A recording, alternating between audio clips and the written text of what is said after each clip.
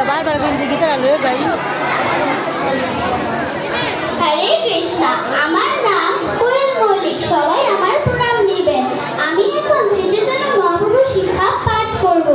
আপনারা সবাই দয়া করে আমার শ্রী চৈতন্য মহাপ্রভুর শিক্ষাটি শুনবেন।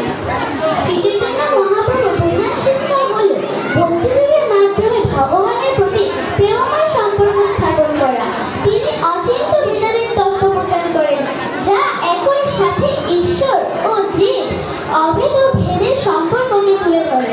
এছাড়াও তার শিক্ষাগুলির মধ্যে রয়েছে নিজেকে সর্বদা নম্র রাখা, সকলের প্রতি সহিষ্ণু হওয়া, হরিনাম সংকীর্তন এবং কৃষ্ণ নাম জপ করা।